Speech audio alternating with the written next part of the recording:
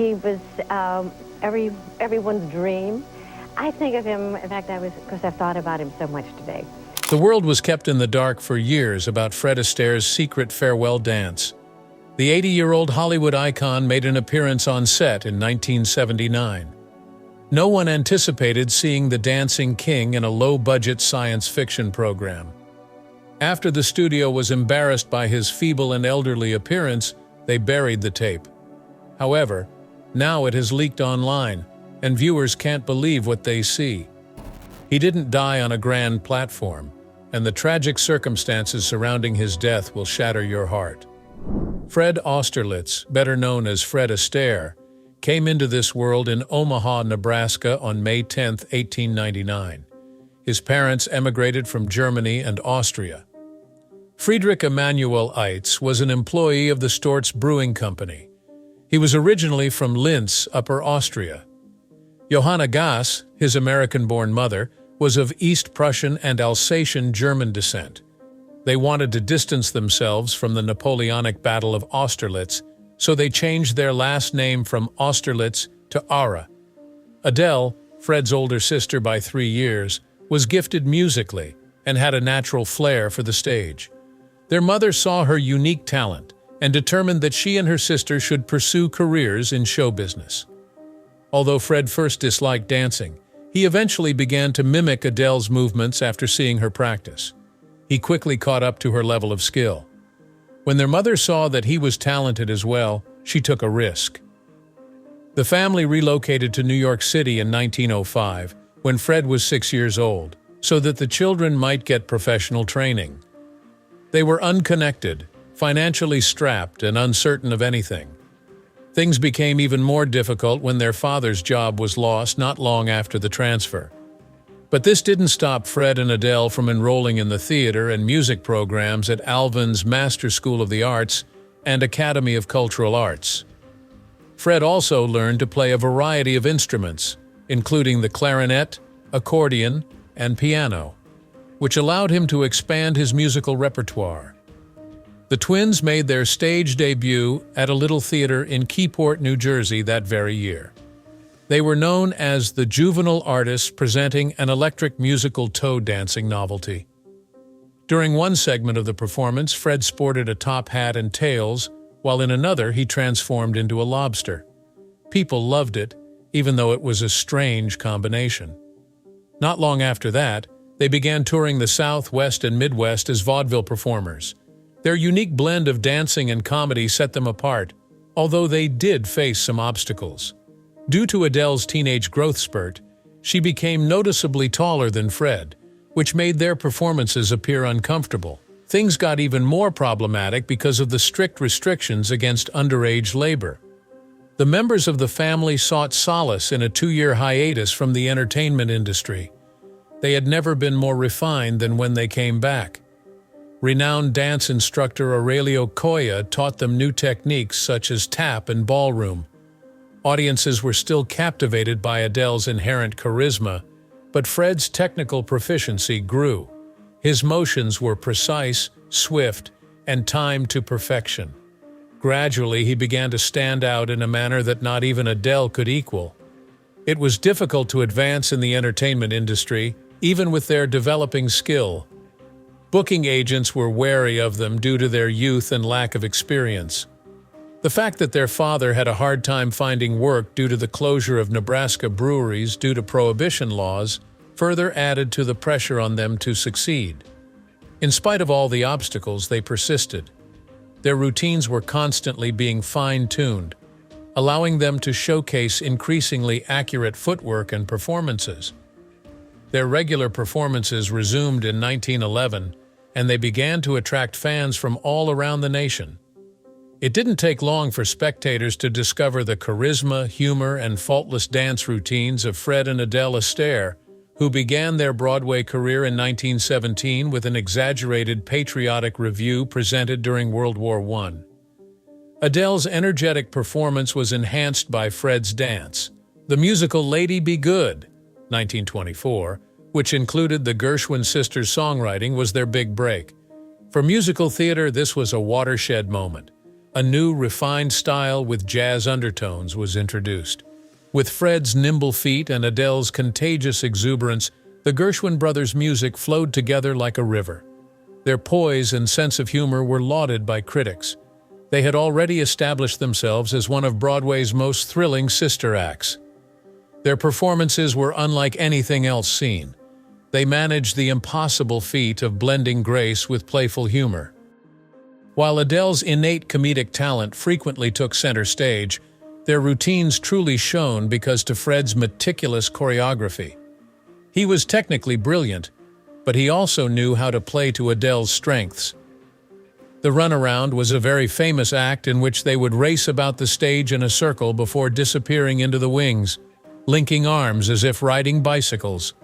Audiences adored it because it was carefree and full of fun. It was clear that they clicked. They were frequently hailed by critics as the most elegant and endearing youthful dancers in the musical comedy industry. Their achievements extended beyond the Broadway stage. With Funny Face, their 1927 London performance, they brought their abilities to another Gershwin collaboration. The musical was a hit on London's West End, and Fred was performing at his tap dancing best. Robert Benchley, a writer, had already proclaimed him the world's best tap dancer by 1930. The success of their 1931 film, The Bandwagon, demonstrated that their fame went beyond the borders of the United States. Their performances endeared them to everyone from the lowlifes to the members of the upper class. Their charisma even captivated the British royal family. Yet after 27 years of sharing dance steps, a transformation occurred. Adele wed Lord Charles Cavendish, son of the Duke of Devonshire, in 1932, marking her retirement from performance. A period has come to a close. After spending practically his whole childhood dancing with his sister, Fred now found himself thrust into the limelight on his own. Though challenging at first, the shift ultimately led to exciting opportunities. In the same year, he had his first big solo hit with Gay Divorce. The romantic dancing style he popularized on this show would go on to characterize his successful Hollywood career. In addition, he worked with Cole Porter on his now iconic performance of Night and Day during this period. After Fred Astaire's initial screen test at RKO Pictures failed, he came to Hollywood in 1933, prepared to prove himself. The assessment was quite critical, saying things like, "Can't sing, can't act, slightly balding, can dance a little." Astaire refused to allow such criticism to derail his career. The man who signed him, producer David O. Snick, wasn't quite convinced either. Even though Astaire had huge ears and an unattractive jawline, he did acknowledge that there was something special about him in his note. Even on this terrible test, his charisma shines through. His charisma would quickly make him a Hollywood favorite. That same year also saw his cinematic debut. He danced with Joan Crawford in Dancing Lady, a picture in which he was rented to MGM by RKO. It was a little part, but it was enough to make him famous. After his return to RKO, he landed a role in Flying Down to Rio. He wasn't quite the star, but his arrival on screen made all the difference. He was praised by critics for his charming personality and his exceptional dancing skills, who placed him in a league of his own. Hollywood has discovered a new star. Audiences adored him. Something else was presented in the picture as well, his collaboration with Ginger Rogers. While they weren't the showstoppers in Flying Down to Rio, their choreography as a pair was. Their rendition of Caraya, in which they touched foreheads while dancing, became a smashing success. The idea of reuniting with Astaire was first unappealing to him. He longed to go out on his own after performing on stage for so long with his sister Adele. "I will not have it.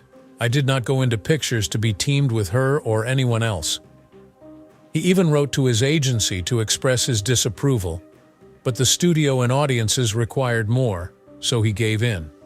The Gay Divorcee, 1934, Top Hat, 1935, and Swing Time, 1936, were among the 9 films in which Astaire and Rogers co-starred from 1933 to 1939. Their routines were magical and their connection was natural. Katherine Heinz well put it once, "He gives her class and she gives him sex appeal." Their hits at the movie office weren't simply popular, they were enormous. Among the highest-grossing pictures produced by RKO at the time were 6 of their 9 musicals. However, their impact extended beyond the selling of tickets. Together with choreographer Hermes Pan, Astaire revolutionized the cinematic use of dance. The focus was on narrative rather than merely on spectacular footwork. There was significance in every action, motion, and pattern. Top Hat, 1935, and Swing Time, 1936. 2 of their most famous features exhibited everything that they were capable of. Astaire portrayed American dancer Jerry Travers in Top Hat, while Rogers played his romantic rival, Dale Tremont. Irving Berlin's legendary songs were featured in the film, including Cheek to Cheek and Top Hat, White Tie and Tails. One iconic sequence saw Astaire imitating the act of shooting down a chorus line, an impossible achievement even for him, using his cane as a weapon. To get it right, it required more than one try. Despite his normal preference for lengthy, uninterrupted shots, the film achieved immense popularity. After being designated as a culturally important film by the Library of Congress, it went on to become the second highest-grossing film of 1935. Then Swing Time came out, and many reviewers think it's their finest collaboration to date. There were unforgettable songs like Pick Yourself Up and Never Gonna Dance. The latter routine was incredibly challenging to film. It required 40 takes to achieve the perfect balance of emotion, precision, and sheer effort in each step, resulting in one of the most iconic dance routines of all time. Astaire had an obsession with quality. It wasn't simply that he performed, he had complete command. He helped with the choreography, had an impact on the music, and made sure the camera angles were perfect for each movement. He thought that dancing should be recorded in full-body views with little editing, in contrast to contemporary musicals that use fast cuts. His tap noises, however, were of the highest caliber. When no one else in Hollywood was re-recording their taps in post-production after 1935's Roberta, he began to do so. He began preparing months in advance and needed an additional 6 weeks of rehearsals, practicing from 9 a.m., so his practices were equally hard. 6 p.m. every single day. A painful foot from practicing on high heels was a running joke among Ginger Rogers jokes. Even after his illustrious run with Ginger Rogers came to an end, Fred Astaire continued dancing and discovered other lovers who could match his flair. Acting with Rita Hayworth in the 1942 film You Were Never Lovelier was one of his most famous partnerships. With Hayworth's Maria Acuna and Fred Astaire's Astaire playing American dancers who are mistaken for hidden admirers, the picture had all the makings of a classic Hollywood romance. Their chemistry was what made it very unique. Hayworth was Astaire's favorite dancing partner, according to him, because of her gracefulness and the fact that she could keep up with his footwork. They had to halt what they were doing every time a funeral procession came by while filming in a room above a funeral parlor, so it wasn't always spectacular. 2 of Hollywood's most graceful dancers managed to pull it off in an unconventional venue. They seemed to have no trouble at all while the cameras were rolling. A picture that nearly didn't come to fruition for Astaire, Easter Parade, 1948, starred Judy Garland. Gene Kelly was set to play the lead role, but he hurt himself just before production started. Astaire stepped in when Kelly left. He took a short break from work in 1946 but came back for this project, which was a huge success, and never looked back. Garland and Astaire were a wonderful mix on screen. Her warm, energetic energy matched Astaire's sophisticated approach, and the picture became the highest-grossing musical of 1948 thanks to memorable pieces like Steppin' Out with My Baby. There was more complexity going on behind the scenes. Despite Garland's personal struggles and the film's leadership changes, the end result became one of MGM's most popular musicals. Midway through the 1940s, Astaire began to consider quitting the Hollywood scene. In fact, he picked Puttin' on the Ritz to be his farewell song and announced his retirement while filming Blue Skies, 1946. Retirement, however, was brief. Easter Parade drew him back 2 years later, and he went on to feature in a string of critically acclaimed films throughout the next decade. Director Vincente Minnelli's The Bandwagon, 1953, was one of them. Tony Hunter, portrayed by Astaire, was a struggling star attempting a comeback. Astaire needed to show that he could still shine in a changing Hollywood, so the part was perfect for him. Dancing in the Dark, a Central Park duet with Sid Caesar, was one of his most famous performances and was featured in the film. At 54 years old, Astaire still possessed the deftness and elegance that had propelled him to stardom all those years before. After that, he appeared in Funny Face, 1957, with Audrey Hepburn, dancing with her. It was a charming film that mingled romance, Parisian style, and fashion. With the help of Astaire, Hepburn's character becomes a model. Their relationship was strong despite the obvious age gap. Choreography was created to showcase Astaire's strength while enhancing Hepburn's delicate approach. Songs like Let's Kiss and Make Up demonstrated his ability to adapt to different eras. These roles were more than just a return. They were opportunities for him to remake himself on screen. His continued success outside of film proved that he could adapt to any shift in Hollywood. A fresh approach for Astaire to express his passion for dancing was his goal. Together with Charles Casanov Sr., a former film producer, he established the New York City-based Fred Astaire Dance Studios in 1947. Making high-quality dance education more accessible was the primary objective. A worldwide franchise was quickly born out of the studio's meteoric rise to fame. More than 250 sites throughout the globe are now operational. The studio's programs were handcrafted by Astaire, who ensured they were up to his exacting standards. From Latin dances like salsa and cha-cha to ballroom favorites like the waltz and tango, his curriculum had it all. He was of the belief that great dancers weren't born but learned. He wanted everyone to be able to learn it. His dancing classrooms were unique in that they provided both individual and group instruction, setting an approachable tone for his pupils. Fred Astaire dazzled spectators with his dancing throughout the most of his career, but he decided to try something new in the 1960s. Few anticipated his transition from musicals to dramatic parts, given his strong ties to the golden period of dancing in Hollywood. His magnum opus in this transition was The Towering Inferno, 1974. Among the A-listers in this John Guillermin catastrophe flick were Faye Dunaway, Paul Newman, and Steve McQueen. The endearing con artist Harley Claiborne, portrayed by Astaire, had a kind heart.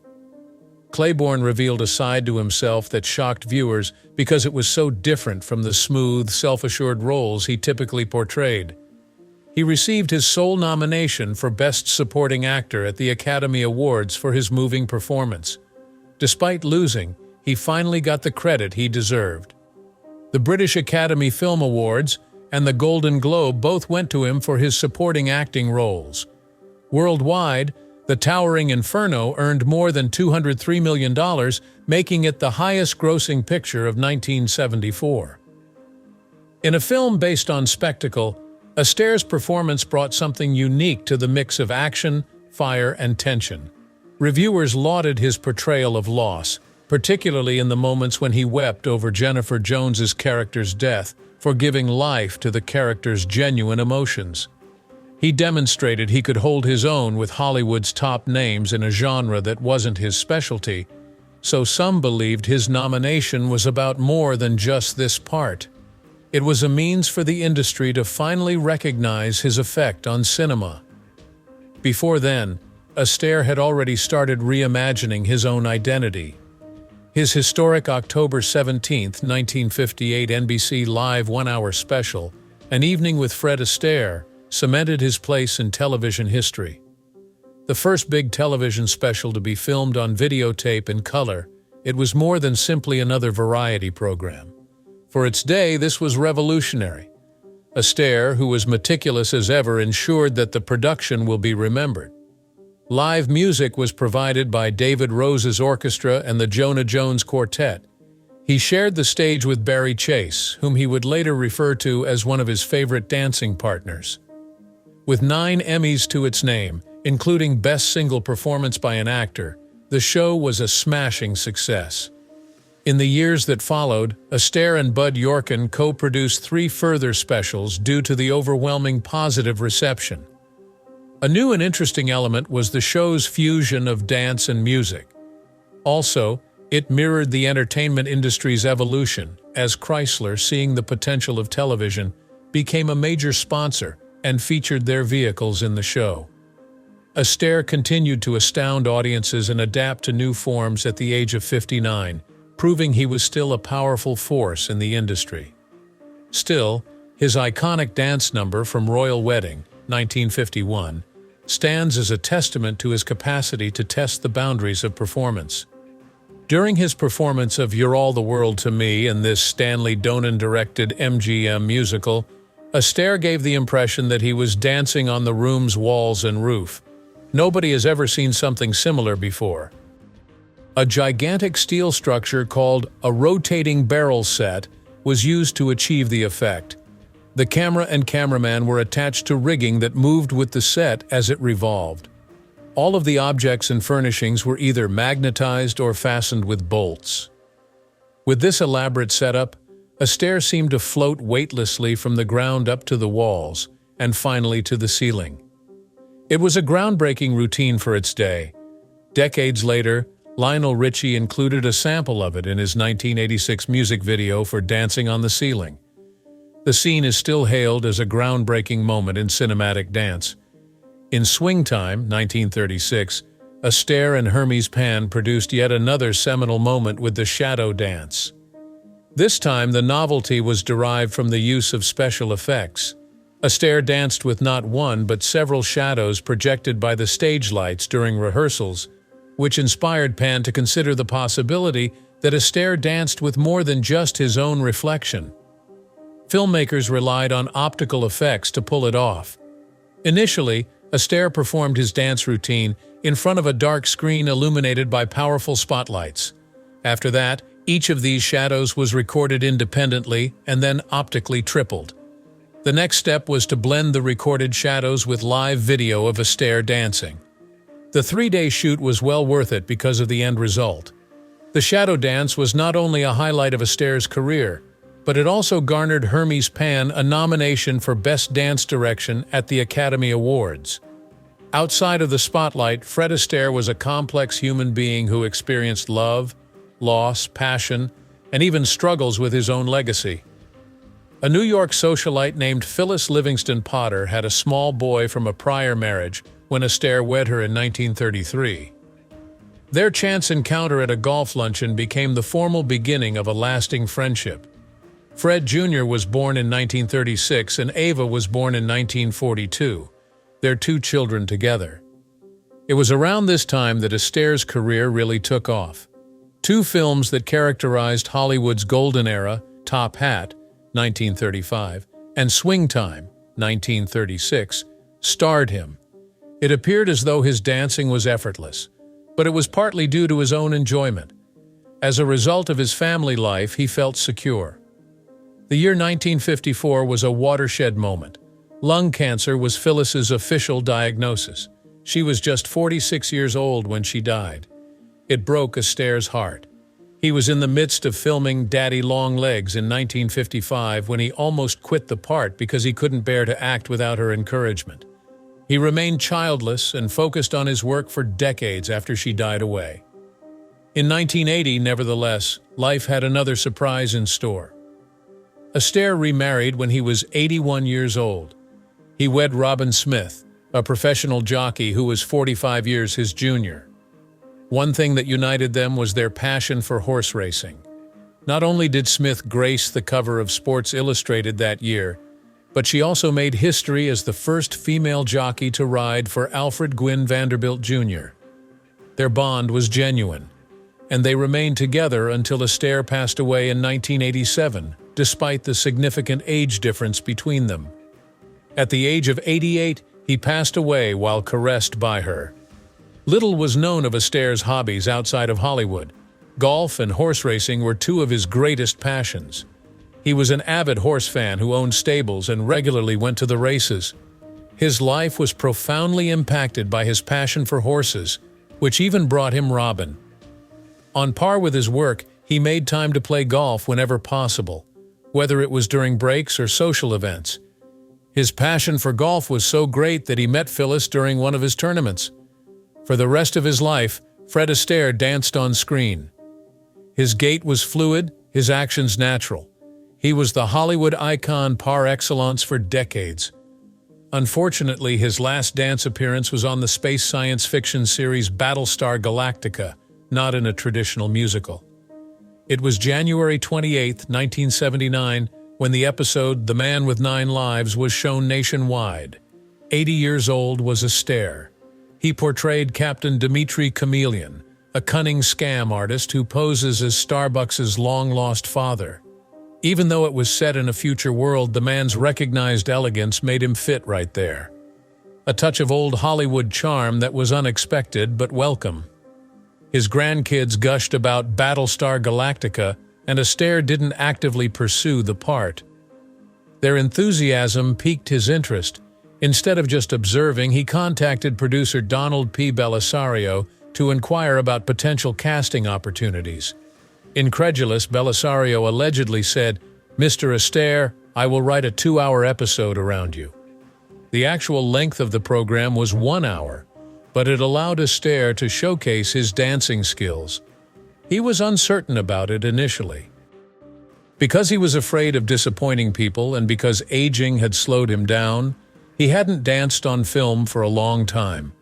However, he joined Caresse Blasi's actress Anne Jeff for one more dance while the cameras rolled. The routine was short and simple, nothing like the dazzling numbers he was known for, but it was filled with grace. His gracefulness, which made him famous, was evident in every gesture. By becoming the final woman to dance on screen with him, Jeff cemented her position in Hollywood lore. Astaire probably picked out his own ascot to go with his space-themed outfit for the scenario. Even though it was insignificant, it was crucial. Even in a world of spaceships and futuristic settings, he remained himself. It wasn't about restoring his career. He appeared on Battlestar Galactica for his grandkids. It was his way of stepping into their world and making them smile, a farewell to his audience, a quiet goodbye to the art he had mastered. 8 years later, on June 22, 1987, Fred Astaire passed away at the age of 88. The cause was pneumonia. The world mourned the loss of a legend in the entertainment industry as well as a dancer. Quickly, the tributes began to pour in. President Ronald Reagan called him a legend. Mikhail Baryshnikov said he was perfection. Gene Kelly, his longtime friend and rival, honored a man who set the highest standards. Irving Berlin, who had written songs for Astaire, described him as irreplaceable. But the most touching tribute came from Astaire himself. In his final moments, he turned to his wife, Robin Smith, and made a simple request. He asked her to tell his fans how much they had always meant to him. Even at the end, he was thinking about the people who had supported him, the ones who had watched him dance and believed, if only for a moment, that magic was real. Even after he passed, Astaire's name became the center of controversy. In 1997, 10 years after his death, a vacuum cleaner commercial used a digitally altered version of him dancing. Fans were furious. Astaire had been clear about his wishes. He had included specific clauses in his will to prevent anyone from using his image for advertisements or unauthorized biographical portrayals. He once said, "I have no particular desire to have my life misinterpreted." His widow Robin fought hard to protect his legacy. She filed lawsuits to stop companies from using his likeness without permission. But the issue wasn't just about him. It sparked a larger debate about digital recreations of deceased artists. Some argued that it was a way to introduce legends to new audiences. Others believed it was a violation of their memory.